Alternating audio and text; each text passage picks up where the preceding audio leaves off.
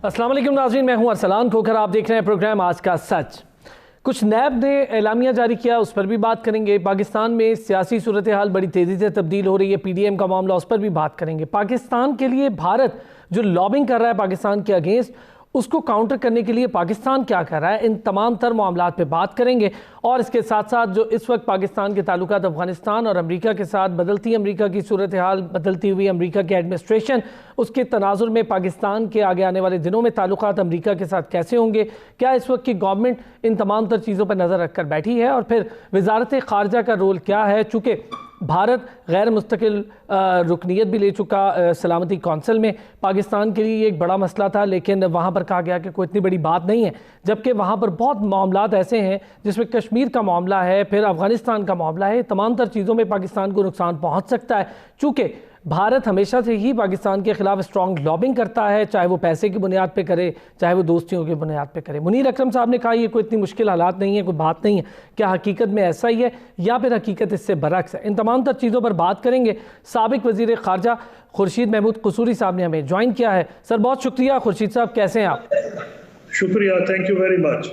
खुर्शीद साहब, सर बहुत सारी चीज़ें जिस पर आज अक़वाम मुत्तहिदा के रोल पर भी आपसे बात करूंगा, पाकिस्तान के मुस्तकिल मंदूब वहाँ पर हैं, उसके रोल पर भी, इंडियन लॉबिंग है उसका काउंटर हम कैसे करें, इस पर भी। लेकिन पहले ज़रा अमेरिका पाकिस्तान के ताल्लुकात, सर क्या कोई तब्दीली होती देख रहे हैं जो बाइडन की इंतज़ामिया के साथ और फिर पाकिस्तान गवर्नमेंट के मामलात के साथ? देखिए, कई वजूहात ऐसी हैं कि तब्दीली होगी, को बहुत बड़ी नहीं, लेकिन क्योंकि सारी दुनिया की तरफ पॉलिसी तब्दील होगी, जनूबी एशिया में सितम ज़रीफ़ी है कि शायद कम तब्दील हो, लेकिन क्योंकि सारी दुनिया की तरफ तब्दील होगी, विच मीन्स इसका मतलब है रूस, चीन और ईरान जो हमारे हमसाए हैं, तो लामहला हम पे उसका असर पड़ेगा। जहाँ तक हमारे दो तरफा ताल्लुकात हैं बायलैटरल, वो काफ़ी देर से ट्रांजैक्शनल है, क्योंकि हिंदुस्तान के साथ स्ट्रेटेजिक रिलेशनशिप कायम की है अमेरिका ने, क्योंकि वो चीन को कन्फ्रंट करना चाहता है, काउंटर करना चाहता है, मुकाबला करना चाहता है, और हिंदुस्तान को उसके लिए इस्तेमाल करना चाहता है, और हिंदुस्तान उसमें इस्तेमाल होने को लगा से रहा है कि शायद तैयार है। पाकिस्तान तो किसी ऐसी एक्टिविटी में हिस्सा नहीं लेगा जिसमें उसका दोस्त चीन जो है उसके खिलाफ नजर आए कि हमको रोल अदा करेंगे। इसलिए जो अंडरस्टैंडिंग प्रेसिडेंट ट्रंप की थी हिंदुस्तान की ये साथ, वही इनकी रहेगी, लेकिन एक फ़र्क बहुत वाज़ेह होगा, और कम से कम मैं हैरान होऊंगा अगर वो ना हुआ, और वो ये है कि कश्मीर के ऊपर और भारतीय मुसलमानों पे, और ये जो इन्होंने सिटीजनशिप अमेंडमेंट एक्ट किया है, इस पे प्रेसिडेंट बाइडन और कमला हैरिस वाइस प्रेसिडेंट जो हैं पहले से बोल चुके हैं, अपना रिएक्शन दे चुके हैं, और उन्होंने इस पे तनकीद की है, और वो चाहते हैं कि कश्मीर के साथ जो जुल्म हो रहा है, ह्यूमन राइट्स की वायलेशन हो रही है, वो रुके, और उस पर मेरा ख्याल है वो आवाज़ उठाएंगे। क्या इसका नतीजा ये निकलेगा कि वो टोटली पाकिस्तान के हक में हो जाए, मैं ऐसा नहीं कह रहा, लेकिन अगर वो बात भी करेंगे कश्मीर के बारे में, ह्यूमन राइट्स में, तो हमें ये फ़ायदा होगा कि चाहे उनकी स्ट्रेटेजिक रिलेशनशिप हिंदुस्तान के साथ रहे, हम जो सारी दुनिया में अपना नैरेटिव, हमारा जो है, हमारा जो बयानिया है कि हिंदुस्तान जुल्म कर रहा है कश्मीरियों पे, उसको मज़ीद वज़न होगा, उसको ताउन उसमें होगा। तो मैं समझता हूँ कि ये तब्दीली पाकिस्तान के मफाद में होगी। दूसरी चीज़, ह्यूमन राइट्स की जो वायलेशंस इंडिया में हैं, वो मैं अभी तो कश्मीरियों की बात कर रहा था, मैं समझता हूँ उस पर भी जिक्र होगा, और उसमें जो भारत में जो मुसलमान हैं, जो काउ लिंचिंग और बीफ ईटिंग जिसके ऊपर हो रही है, ये उनके लिए मुश्किल होगा, क्योंकि वो कहते ही हैं कि ह्यूमन राइट्स इश्यूज पे बोलेंगे। अगर वो ह्यूमन राइट्स इश्यू सारी दुनिया पे बोले, चीन में बोले, रूस पे बोले, और इंडिया पे बिल्कुल ही ना बोले, तो उनका अपना फकार जो है उस पे असर पड़ेगा, उनकी क्रेडिबिलिटी पे असर पड़ेगा। तो बावजूद इसके वो ना भी चाहें, उन्हें उस पे बोलना पड़ेगा, चाहे वो दबे अल्फाज में करें, लेकिन उस पर ऑपोजिशन हिंदुस्तान की भी फ़ायदा उठाएगी, कश्मीरियों को भी हिम्मत बढ़ेगी, और पाकिस्तान के बयानिया को मज़ीद उसमें तक़वियत मिलेगी। پھر جو ان کی پالیسیز چین، روس اور ایران کی طرف ہیں، اس میں مجھے لازمی تبدیلی ہوتی نظر آ رہی ہے۔ جہاں تک ایران کا تعلق ہے، حالانکہ پریزیڈنٹ بائیڈن نے یہ کہا تھا کہ یہ ان معاملات میں، ہاں ایک چیز انہوں نے کہی تھی وہ کہ جو مسلم بین سو کالڈ کہلاتا ہے، وہ آپ کہہ لیں سمپٹومیٹک ہے، وہ اس کا شاید اتنا پریکٹیکل اثر نہ ہو، لیکن کیونکہ زیادہ تر تو وہ جو لوگ ختم ہو چکا ہے، لیکن جو بین انہوں نے اس کے ذریعے کمیونیکیشن دی تھی، مسلمانوں کے خلاف ایک پیغام دیا تھا، مسلم بین کچھ 7-8 ملک ہیں جن پر ان کو بین کیا تھا، میرا خیال ہے وہ انہوں نے کہا تھا وہ آتے ہی اس کو ختم کریں گے، اس سے ایک اچھا اثر جائے گا ساری اسلامی دنیا میں۔ اچھا قصوری صاحب، اگر ایران کے ساتھ تعلقات کی بہتری کی طرف نمبر 2 ایران کی طرف جو انہوں نے کہا تھا کہ ہم آ کے بدلیں گے پالیسی فوراً، بدقسمتی سے ٹوٹل تو مجھے مشکل لگ رہی ہے کہ پالیسی بدلیں، کیونکہ ان پہ بہت زیادہ پریشر ہے، جس قسم کی ڈویژن امریکہ میں ہو گئی ہے، ٹرمپ صاحب کے فالوور اور پریزیڈنٹ بائیڈن کے جو فالوورز ہیں، اور انہوں نے ایران کو بہت سخت پالیسی دی تھی اور پرو اسرائیل لابی بھی ایکٹیو ہے، لیکن پھر بھی یہ تبدیلی آئے گی، زبان بدل جائے گی، اس قسم کی سینکشنز کو نہیں اس طرح انووک کیا جائے گا جیسے ٹرمپ صاحب کر رہے تھے، اور کم سے کم جو جنگ کے خطرات تھے، اگر ٹرمپ صاحب کے دن خیر و عافیت سے گزر جائیں، کیونکہ وہ ہر چیز کرنے کے ان سے کوئی مجھے بعید نہیں، تو کیا کچھ اگر 7-8 دن میں کر دے، اگر خیر و عافیت سے یہ وقت گزر گیا تو ایران کو جو ملٹری تھریٹ ہے وہ بھی جو ہے وہ نہیں، اس قسم کی نہیں رہے گی۔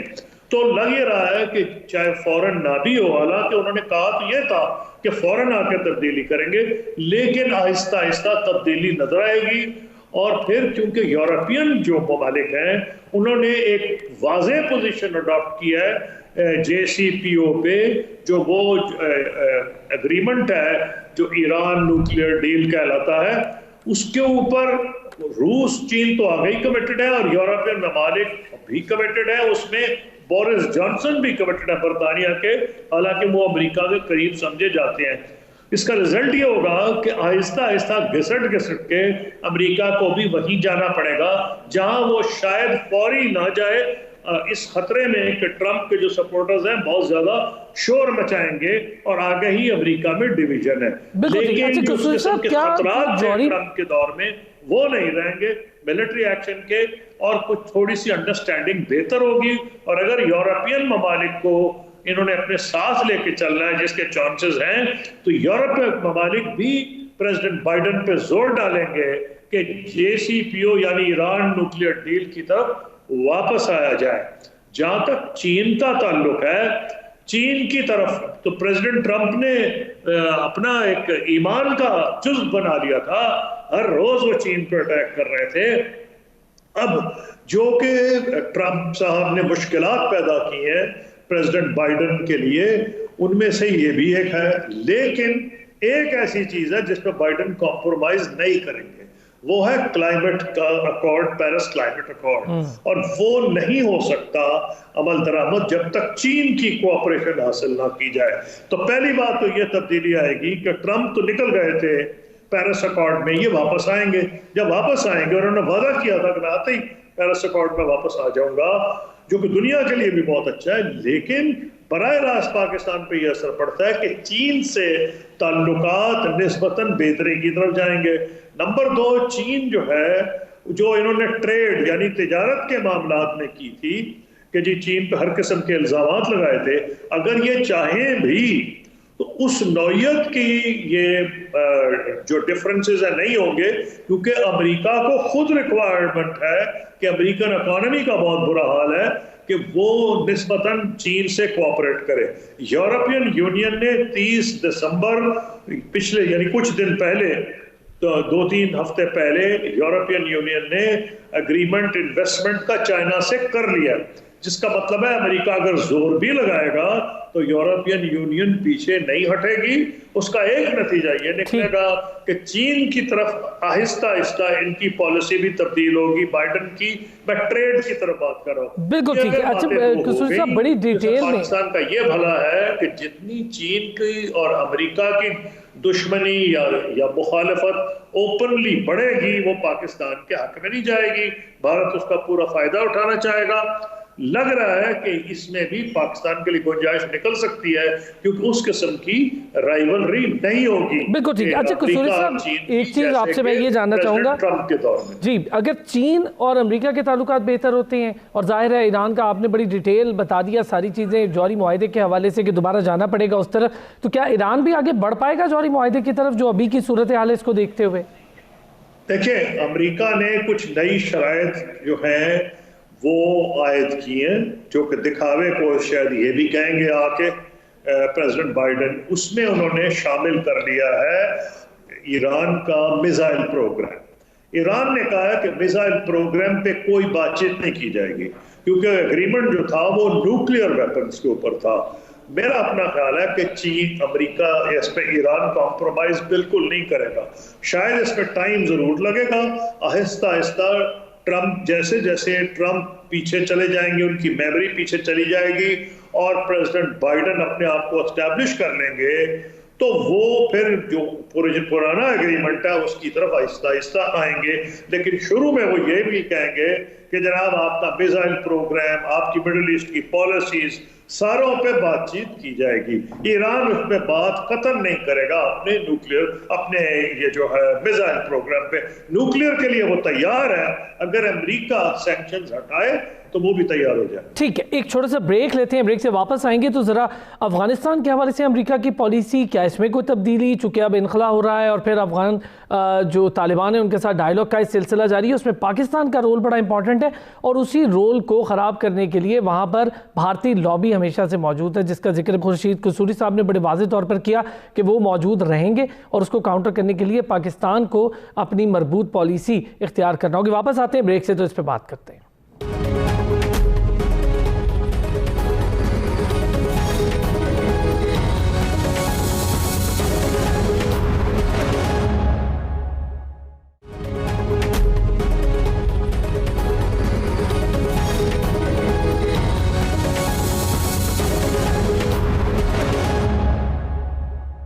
Welcome back. اور بریک پر جانے سے پہلے جیسے کہ افغان طالبان اور پھر افغانستان کے حوالے سے امریکی پالیسی, صدر ٹرمپ کے جانے کے بعد امریکی پالیسی کے اثرات کیا ہوں گے اس خطے پر, چونکہ پاکستان کے لیے بڑا امپورٹنٹ مسئلہ رہتا ہے.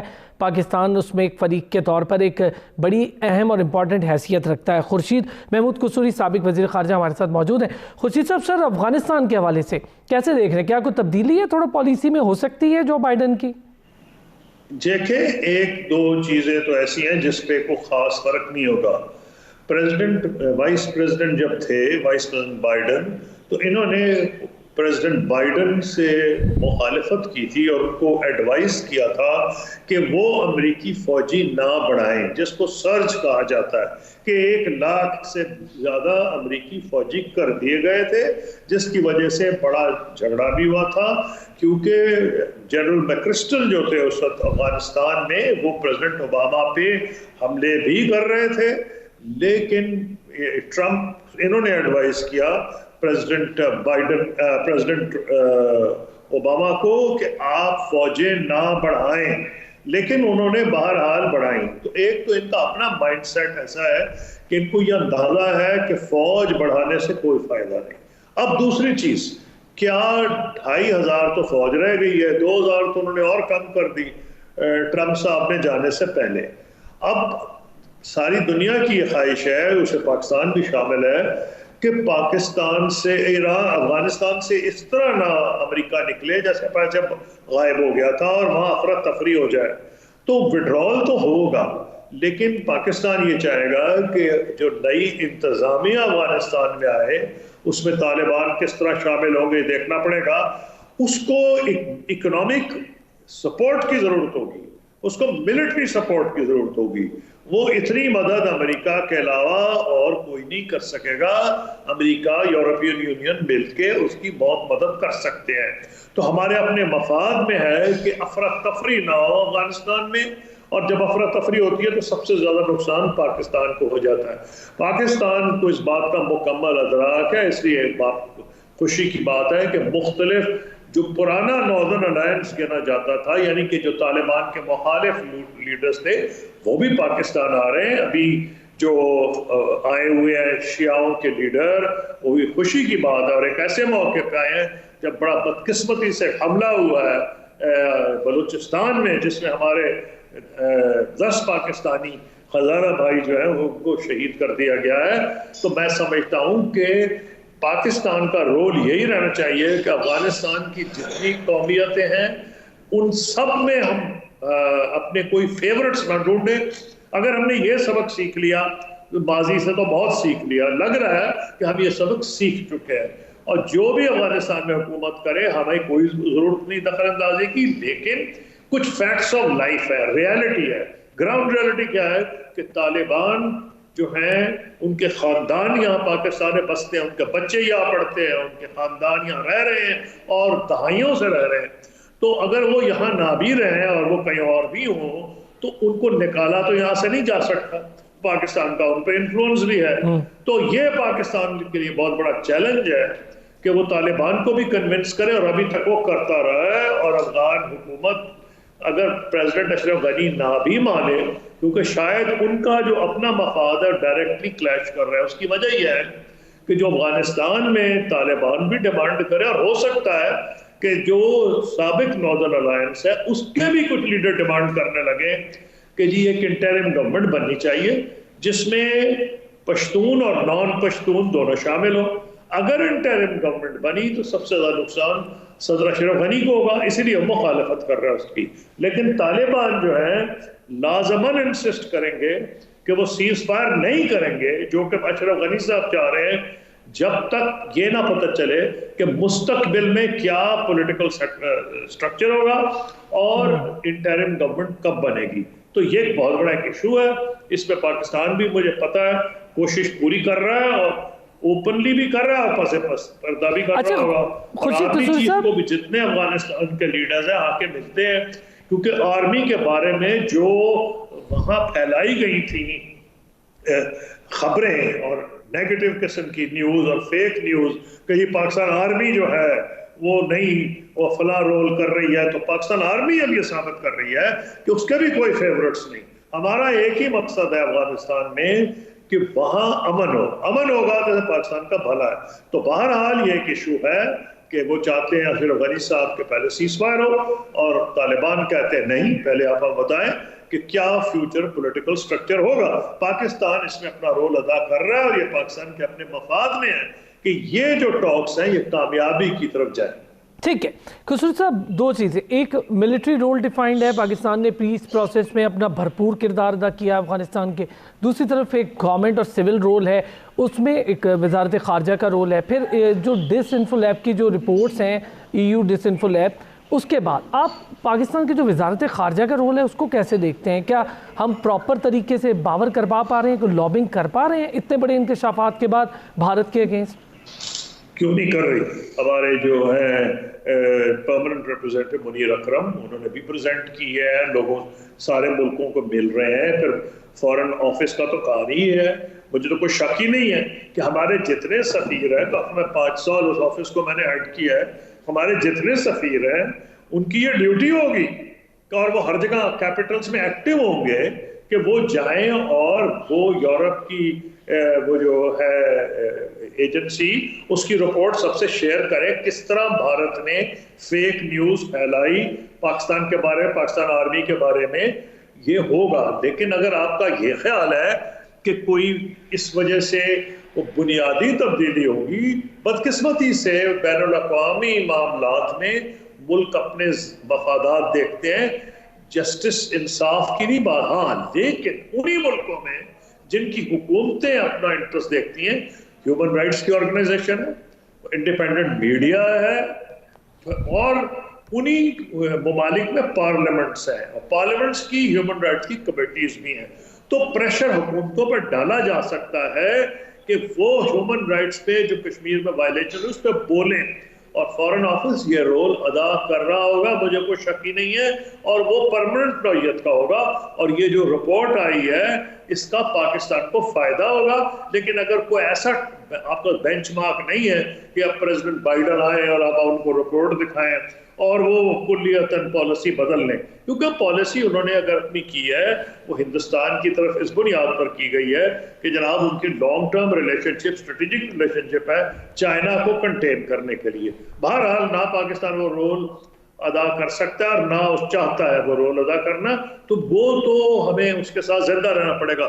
لیکن جو اصلی وجہ ہے کشمیر کے معاملات نہیں دبائے جائیں گے کہ زمینی حقائق کشمیر کے بدل چکے ہیں۔ بھارت نے جب آرٹیکل 370 پرائم منسٹر مودی نے یہ جب اعلان کیا تھا ان کو ختم کرنے کا، تو یہ بڑے دعوے کیے تھے انویسٹمنٹ ہوگی، امن آئے گا، کچھ بھی نہیں ہوا۔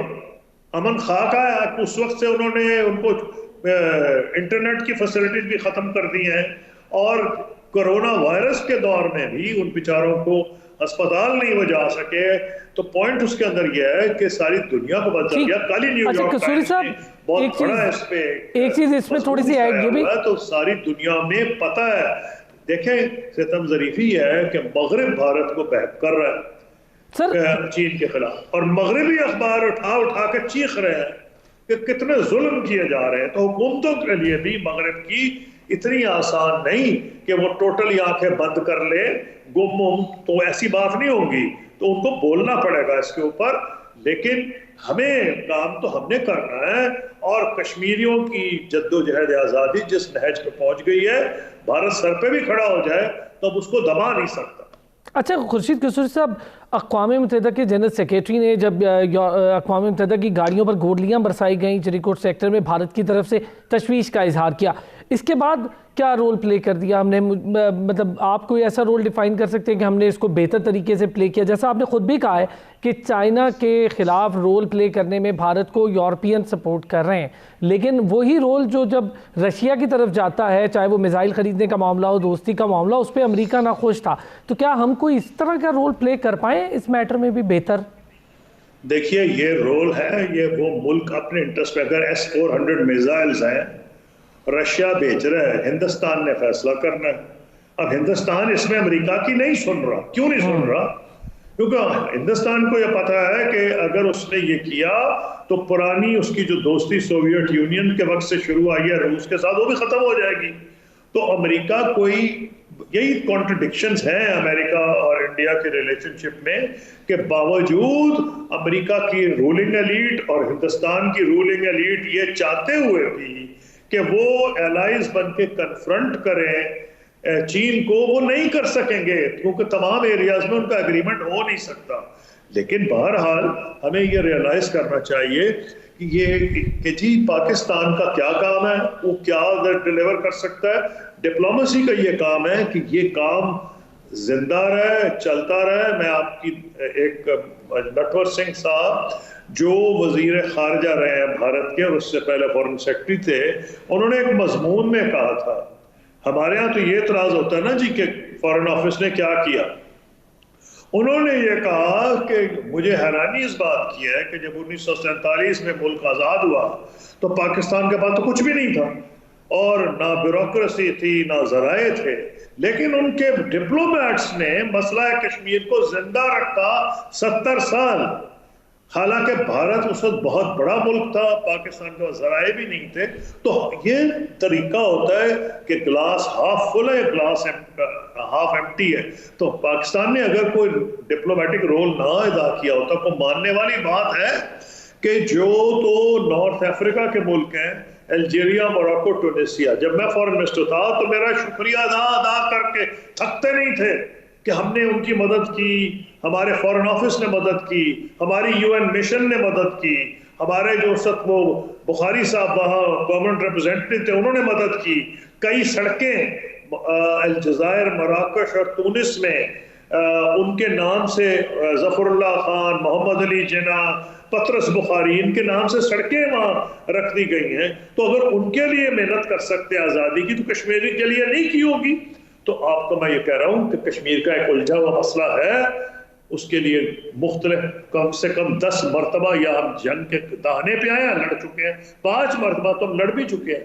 آخری جنگ کارگل کی تھی جب فیس ٹو فیس, اس سے پہلے تو بہت بڑی موبلائزیشن ہوئی ٹروپس کی. جب میں فورن منسٹر بنا اس وقت تو 1 ملین سولجر آنکھوں میں ڈالے آنکھیں کھڑے رہے 1 سال کے قریب. تو میرا کہنا یہ ہے کہ جنگ سے تو مسئلہ حل نہیں ہوگا. تو جب اگر بھارت یہ سمجھتا کہ وہ کشمیر کو پاکستان سے بچا سکتا ہے, کیونکہ وہ تو کہتا ہے نا پاکستان یہاں سے حملے کرا رہا ہے, تو پاکستان کا وہ بہت دیر پہلے قیا پاچا کر چکا ہوتا, کر نہیں سکتا. الحمدللہ پاکستان کی عوام اور فوج اکٹھے ہیں پاکستان کے دفاع میں, اور پاکستان کی بیٹل ہارڈنڈ آرمی ہے. لیکن یہ توقع کرنا کہ فورن آفس جو ہے اکیلا کشمیر کا معاملہ جو ہے وہ ایسے حل کرائے گا جو جنگیں نہیں کرا سکیں, تو اس میں ٹائم لگتا ہے. آفٹر آل چین کو 100 سال لگے تھے ہانگ کانگ میں. تو میں آپ کو یہ کہہ رہا ہوں کہ کشمیر کا معاملہ جس نہج پہ پہنچ گیا ہے, گھبرانا نہیں چاہیے, ہمیں ڈپلومیٹک سپورٹ دینی چاہیے. اس کا حل وہ نہیں نکلے گا جو بھارت چاہ رہا ہے. بھارت کیا چاہ رہا ہے؟ بھارت یہ چاہ رہا ہے کہ وہ وہاں غاصب کے طور پہ بیٹھے کشمیریوں کو دبا لے, بھول جائیں اور ساری دنیا بھول جائے. یہ اس لیے نہیں ہوگا کیونکہ کئی لوگ کہتے ہیں جی آفٹر آل فلسطین کا بھی تو کچھ نہیں ہوا, تو کشمیر کا کیا بنا لیں گے. فرق ہے کشمیر میں اور فلسطین میں. فرق یہ ہے کہ فلسطین کے جو بیکرز ہیں, سب سے بڑی مضبوط فوج عرب دنیا میں مصر کی تھی. مصر نے اور جو سب سے امیر ملک ہے سعودی عرب وغیرہ, ان کی ایک قسم کی, مصر نے تو اوپنلی سیٹلمنٹ کر لی ہے نا کیمپ ڈیوڈ میں, اردن نے اور مصر نے, ان کی بڑی مضبوط فوجیں تھیں, انہوں نے تو سیٹلمنٹ کر لی ان کے ساتھ. اور باقی جو پیسے والے ہیں وہ ویسے اسرائیل کے زیادہ قریب آ گئے ہیں ایران کی مخالفت میں. کشمیریوں کو پاکستان کبھی تنہا نہیں چھوڑے گا.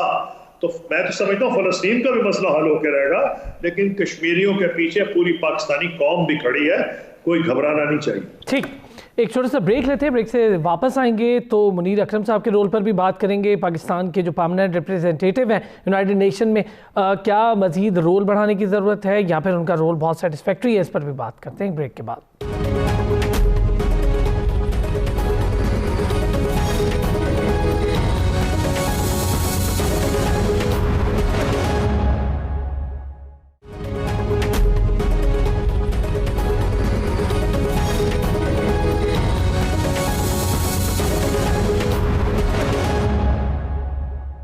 Welcome back. بریک پر جانے سے پہلے خورشید محمود قصوری صاحب سے بات ہو رہی تھی. اس وقت پاکستان کا رول کیسا ہے, پاکستان کی خارجہ پالیسی کتنی فعال طریقے سے کام کر رہی ہے, اور پھر وزارت خارجہ کتنے فعال طریقے سے کام کر رہی ہے. بڑے ڈیٹیل میں اس تمام بلاک کو خورشید محمود قصوری صاحب نے ڈیفائن کیا ہے. پاکستان کا رول اس وقت افغانستان کی طرف, چائنا کی طرف, اور پھر کیا رشیا کے ساتھ تعلقات بڑھانے چاہیے, کیسے بڑھانے چاہیے, اس پر بھی بات کر کے دیکھتے ہیں. پہلے ذرا منیر اکرم صاحب کے حوالے سے ایک بات کر لوں.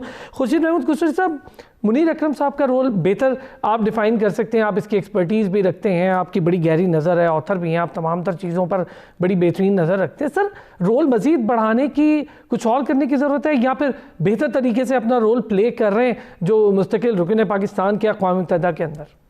دیکھیے, یو این میں جو ہمارے نمائندے ہیں منیر اکرم صاحب, جب میں وزیر خارجہ تھا اس وقت بھی وہ نمائندہ تھا, اس لیے کو میں بہت اچھی طرح جانتا ہوں. ان کی جو سب سے زیادہ ان کا سٹرونگ پوائنٹ ہے, جو مضبوط ان کا پوائنٹ ہے, کہ وہ یو این میں ان کی پرانی دوستیاں لوگوں کے ساتھ, سال ہر سال وہ یو این میں رہے ہیں, اور وہ تمام کمیٹیز سے, تمام جو سیکریٹریٹ ہے اس سے واقف ہیں. ایک نیا بندہ اگر جائے تو اس کو تو سمجھنے میں بڑا ٹائم لگتا ہے. تو سب سے بڑا فائدہ یہ ہے کہ کس طرح یونائٹڈ نیشنز کو استعمال کرنا ہے, کس طرح اس کی کمیٹیز کو استعمال کرنا ہے, یہ وہ شخص جان سکتا ہے جیسے منیر اکرم صاحب ہیں جنہوں نے سال ہر سال وہاں گزارے ہیں.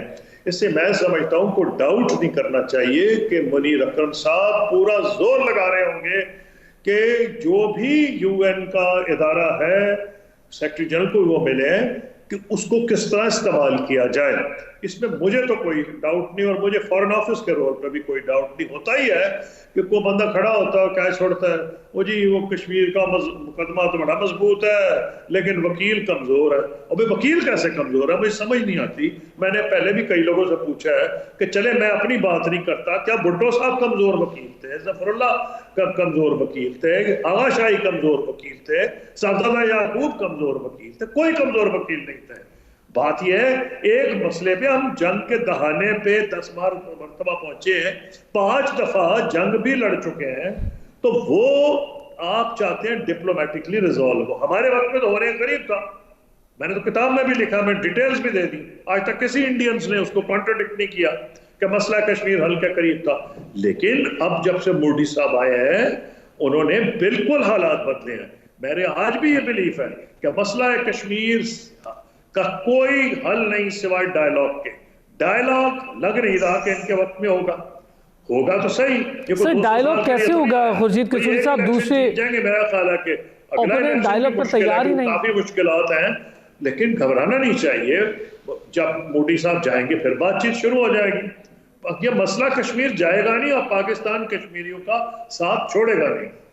اچھا خورشید قصوری صاحب، ڈائیلاگ کی آپ نے بات کی، ڈائیلاگ ظاہر ہے آپ نے خود بھی اس کو واضح کر دیا، مودی جائے گا تو ڈائیلاگ شروع ہوں گے، لیکن جب تک مودی ہے تب تک حالات چینج نہیں ہوں گے. پھر را کی ٹیرر فنڈنگ کے حوالے سے بھی بڑی چیزیں، یورپی یونین کی جو ڈسانفو لیب ڈسانفو لیب رپورٹ ہے اس میں پی ٹی ایم کے حوالے سے بڑی واضح بات کہ پی ٹی ایم کو پاکستان کے اگینسٹ استعمال کرنے کے لیے بھارتی فنڈنگ ڈوسیئر ہم دے چکے ہیں اقوام متحدہ میں، جس پر آلریڈی اقوام متحدہ کے جنرل سیکریٹری نے بھی تشویش کا اظہار کیا تھا. یہ چیزیں پھر ایک بلاک جو ہم ایک روایتی بلاک کے ساتھ کام کر رہے ہیں، کیوں نہ ہم نکل کے تھوڑا دوسرا بلاک ایک ڈیفائن کر لے پاکستان اور کچھ نئے ممالک کو اپنا الائے بنائے؟ ایسا کیوں نہیں کر رہے ہم؟ دیکھیے نئے آپ کے سامنے جانے پہچانے ملک ہے، جس خطے میں آپ موجود ہیں وہ پھر تاریخ ہے. خطے میں جو مسلمان ملک ہمارے قریب ہیں گلف کوآپریشن کونسل کے آپ کے سامنے ہیں، اس کے علاوہ ہمارے نیبرز ہیں بھارت، چین، افغانستان اور ایران، ان کو تو ہم بدل نہیں سکتے نا. اور پھر پاکستان کے تعلقات ہیں جیسے یورپین یونین، امریکہ، برطانیہ وغیرہ. تو آپ کوئی گھڑ تو نہیں سکتے. انہوں نے دوستوں نے آپ کا ساتھ دیا ہے نا. سعودی عرب نے وہ ملک ہے نا، جب آپ نے نیوکلیئر بم بنایا تھا تو آپ کی فنڈنگ بند ہوئی تو کس نے مدد کی تھی؟ سعودی عرب نے کی تھی نا. یو اے ای آپ کی کئی مرتبہ مدد کر چکا ہے. ہمیں غصہ ہمارے لوگوں کو اس لیے اس وقت آ رہا ہے کہ جناب سعودی عرب اور یو اے ای وہ رول اپنی ادا کر رہے جن کی پاکستان کے عوام کو توقع تھی جب کشمیریوں سے اتنا ظلم ہو رہا ہے. بات یہ ہے کہ یہ ہمیں سمجھ لینی چاہیے کہ ہر ملک اپنے مفاد میں کرتا ہے. وہ بھارت کا ماننا پڑے گا کہ جتنے پاکستانی ہیں، پاکستان بھی کئی ملین ہیں سعودی عرب یو اے ای میں، لیکن تقریباً 2.5 گنے اس سے زیادہ ہندوستانی ہیں وہاں. پھر ان کی انویسٹمنٹ بھی بڑی ہے وہاں. پھر ہندوستان کی معیشت ہم سے بڑی ہے تو اکنامک کوآپریشن کے معاملات بھی ہیں، لیکن باوجود اس کے وہ پاکستان کو بلاتے تو نہیں ہیں. ٹھیک ہے ہمارے طرف ہے لوگوں کو گلے. تو آپ میری ذاتی رائے ہے کہ جو آپ نے کہنا ہے آپ پرائیویٹلی کریں. اگر آپ پبلک کریں گے، ہماری طرف سے کچھ پبلک ڈیمونسٹریشن یا بیانات آئے ہیں، میرے خیال میں بہتر ہے آپ پرائیویٹلی بات کریں. اور خوشی کی بات ہے کہ یو اے ای کے سعودی عرب کے وزیر خارجہ پاکستان کا دورہ کر رہے ہیں. دیکھیں آپ یہ توقع نہیں کر سکتے کہ جو آپ کے دوست ہے وہ سارے بھارت کے ساتھ اپنا کو کٹی کرنی ہو نہیں سکے گا. وہ کوئی جب ہمارے امریکہ سے بہت اچھے تعلقات ہیں تب بھی نہیں ہوا تھا. جب Bharat U S S R کا ایلائی تھا، اس کا امریکہ کا مخالف تھا، اس وقت بھی امریکہ کمپلیٹلی بھارت کو رائٹ آف کرنے کو نہیں تیار تھا. جب حالانکہ پاکستان کا ایلائی تھا، کیونکہ بھارت ایک بہت بڑا ملک ہے، اس کی بہت بڑی معیشت ہے اور بہت سے اوورسیز انڈینز نارتھ امریکہ، یورپ میں، مڈل ایسٹ میں آباد ہے. پاکستان کو یہ کریڈٹ دینا چاہیے اور اس کے فارن آفس کو کہ باوجود چھوٹا ملک ہونے کے، باوجود چھوٹی معیشت ہونے کے، مسئلہ کشمیر بھی زندہ رہا اور بھارت کے عزائم کشمیریوں کے سلسلے میں پورے نہیں ہو سکے. ہم لڑ سکتے تھے نا، تو لڑے بھی ہیں کشمیر کے لیے. تو اس لیے یہ جو لوگ تنقید کر دیتے ہیں میں اس سے اگری نہیں کر رہا. باوجود ان مشکلات کے آپ دیکھ لیں امریکہ دنیا کی واحد سپر پاور ہے. کیا ہر چیز اس کی مرضی کے مطابق ہو رہی تھی؟ نہیں ہوتی. عراق میں نہیں ہوئی, اس کو اپنی فوجیں وہاں بھیجنی پڑ گئی تھی. اس کی ابھی آپ نے دیکھا کہ جو یورپین یونین کے ملک ہیں وہ امریکہ کے نہیں سن رہے ہیں. تو اتنا آسان تو نہیں ہوتا کہ آپ کے الائز ہے تو امرنا صدقنا آپ کا حکم ماننے لگے, بلکہ جرمنی اور فرانس نے تو کھل کے مخالفت کی ہے پریزیڈنٹ ٹرمپ کی پالیسیز کی. تو اس طرح انٹرنیشنل ریلیشن میں ایسے نہیں ہوتا کہ آپ کچھ حکم دے اور لوگ اس پہ آمنا صدق نہ کر دیں. ایسی بات نہیں ہے, گھبرانے کی ضرورت نہیں.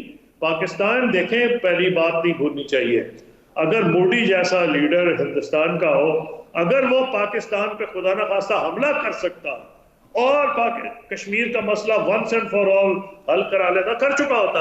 ان کو بتا دیا گیا مودی صاحب کو کہ آپ پاکستان پہ حملہ کر کے بچیں گے نہیں, کیونکہ پاکستان کی فوج بیٹل ہارڈنڈ فوج ہے, آپ کو ایسا جواب دے گی جس کا آپ کو نقصان زیادہ ہوگا. تو میں اس لیے سمجھتا ہوں کہ یہ کیونکہ ایسے معاملات بہت کمپلیکس ہیں, لوگ چاہتے ہیں خاص طور پر سیاست میں جو ڈیبیٹس ہوتی ہیں اس کی غلطی ہے فلانے کی غلطی ہے. حالانکہ میں آپ کو آج بتا رہا ہوں کہ کچھ ایسے ایشوز ہیں, سول کی گورنمنٹ ہو, ملٹری کی گورنمنٹ ہو, کسی پارٹی کی گورنمنٹ ہو, پاکستان کا نیوکلیئر پروگرام, پاکستان کی چائنا پالیسی, کشمیر, کسی نے کوئی کمپرومائز نہیں کیا. لیکن ہوتا کیا کہ جب اپوزیشن آتی ہے وہ پہلے حکومت میں رہتی ہے, پھر جب گورنمنٹ کچھ کرتی ہے تو اس پہ کرٹیسائز کرنے لگتی ہے. مجھے اس پہ افسوس ہوتا ہے, کم از کم میں نے یہ کبھی نہیں کیا. اگر کوئی چیز ملک کے مفاد میں ہے, چاہے بے نظیر کے دور میں ہو, نواز شریف کی ہو یا عمران خان کے, میں اس کو نیشنل ایشو کے طور پہ دیکھتا ہوں. لیکن لوگ کنفیوز ہو جاتے ہیں کیونکہ جو بھی اپوزیشن ہوتی ہے وہ جو بھی حکومت ہو اس پہ ہر قسم کے الزامات لگا دیتی. کشمیر بیچ دیا, نیوکلیئر پروگرام پہ کمپرومائز کر لی, چین پہ دوستی پہ کمپرومائز کر لی. حالانکہ یہ 3 ایسے ایشوز ہیں جس پہ کوئی کمپرومائز نہیں ہوئی. بہت بہت شکریہ. خورشید محمود قصوری صاحب, سابق وزیر خارجہ, ہمارے ساتھ موجود ہے. بڑی ڈیٹیل گفتگو کی ہے آج اس تمام تر صورتحال پہ جو بین الاقوامی منظرنامے پہ بدلتی صورتحال اور اس کے اثرات پاکستان کی گورنمنٹ اور پاکستان کی پالیسیز کیا پڑیں گے اس خطے کی صورتحال پر بھی. اب تک کے لیے اتنا ہی. اپنا خیال رکھیے گا. اللہ حافظ.